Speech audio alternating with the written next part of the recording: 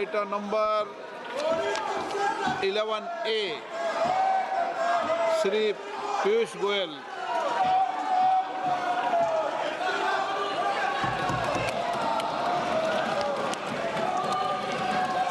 माननीय स्पीकर महोदय, जैसा कि सदन के माननीय सदस्यों को ज्ञात होगा, प्रधानमंत्री माननीय श्री नरेंद्र मोदी जी की फरवरी 2025 में अमेरिका यात्रा के बाद से भारत और अमेरिका एक संतुलित और पारस्परिक रूप से लाभकारी द्विपक्षीय व्यापार समझौते का संपन्न करने के उद्देश्य से नियमित रूप से चर्चा करते रहे हैं।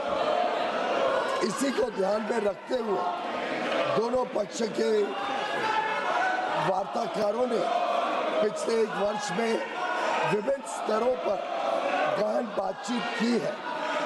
दोनों पक्षों के महत्वपूर्ण और विविध हितों को देखते हुए यह स्वाभाविक है कि दोनों पक्ष अपनी अपनी अर्थव्यवस्थाओं के महत्वपूर्ण और संवेदनशील क्षेत्रों की रक्षा करते हुए सर्वोत्तम संभव परिणाम सुनिश्चित करना चाहेंगे। इन वार्ताओं के दौरान भारतीय पक्ष अपने संवेदनशील क्षेत्रों, विशेषकर कृषि और दुग्ध क्षेत्रों के हितों की रक्षा सुनिश्चित करने में सफल रहा है। अमेरिकी पक्ष के भी कुछ ऐसे क्षेत्र थे जो उनके दृष्टिकोण से संवेदनशील थे। लगभग एक वर्ष तक चले कई दौर के विचार विमर्श के बाद दोनों वार्ताकार दल द्विपक्षीय व्यापार समझौते के कई क्षेत्रों को अंतिम रूप देने में सफल रहे। 2 फरवरी 2026 को प्रधानमंत्री जी और अमेरिकी राष्ट्रपति डोनाल्ड ट्रंप ने द्विपक्षीय और अंतर्राष्ट्रीय महत्व के कई मुद्दों पर फोन पर चर्चा की। इसके बाद राष्ट्रपति ट्रंप ने अमेरिका को किए जाने वाले भारतीय निर्यात की दर घटाकर 18% करने की घोषणा की।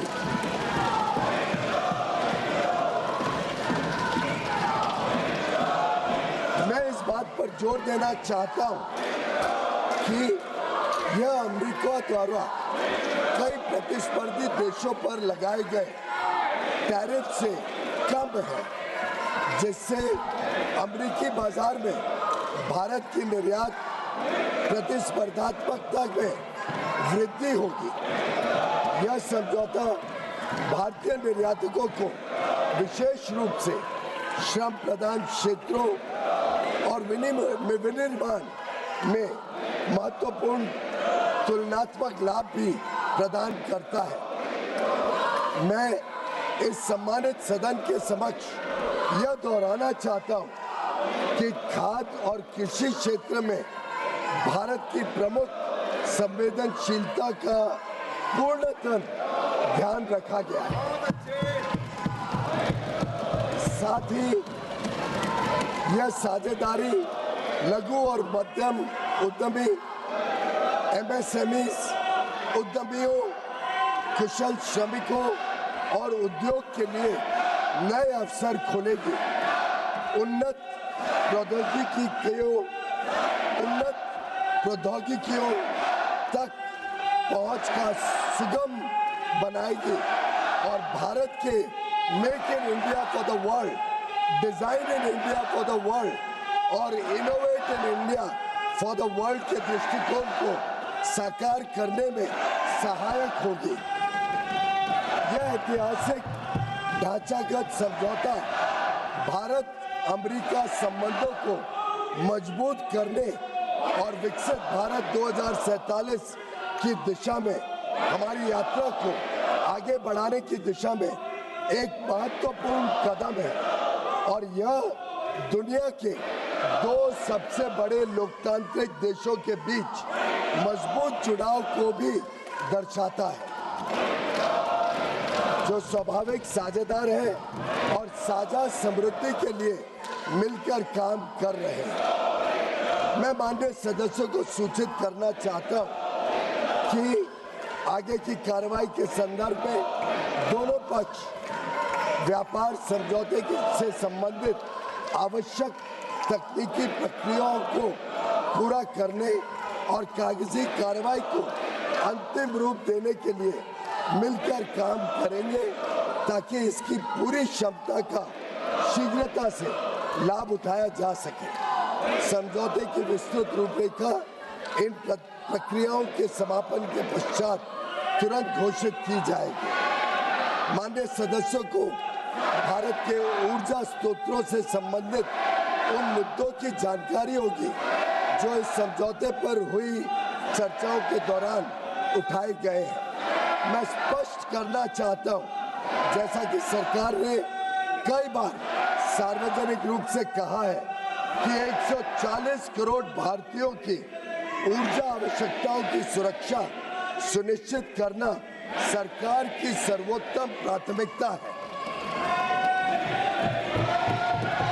वस्तुनिष्ठ बाजार स्थितियों और बदलते अंतर्राष्ट्रीय परिदृश्यों के अनुरूप ऊर्जा स्रोतों में विविधता लाना हमारी इस कार्यनीति का मूल आधार है।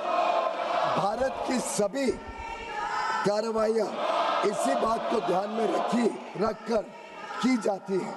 अतः मैं माननीय सदस्यों से इन मुद्दों को समुचित दृष्टिकोण से देखने का आग्रह करता हूं।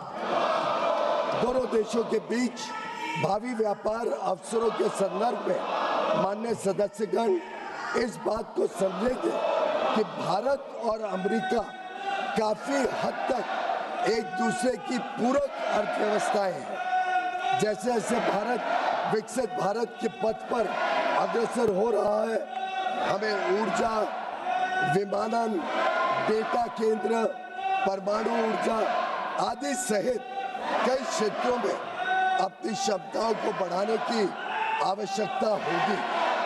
अमेरिका इन क्षेत्रों में दुनिया का अग्रणी देश है, इसलिए हमारे लिए इन क्षेत्रों में व्यापार की संभावनाओं पर ध्यान केंद्रित करना स्वाभाविक है, जिससे न केवल हमारी खरीद में बल्कि हमारे अपने निर्यात में भी विस्तार होगा। हमारा अनुमान है कि तुलनात्मक लाभ के परिणाम स्वरूप कई क्षेत्रों में भारत का निर्यात अमेरिका में भी काफी बढ़ेगा।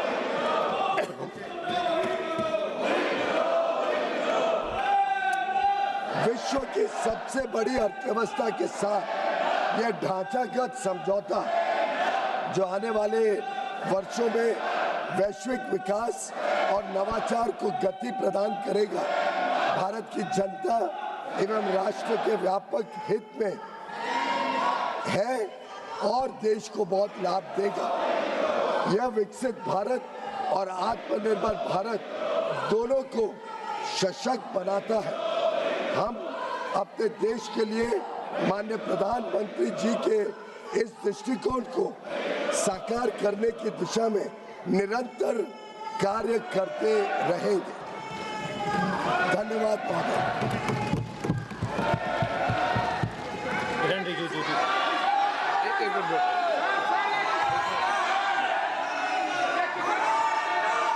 माननीय सदस्यगण, ये सदन देश के लोकतंत्र का उच्च सदन है और आप सभी दलों ने समय समय पर इस देश के अंदर अलग अलग कालखंड के अंदर सरकार में भी रहे,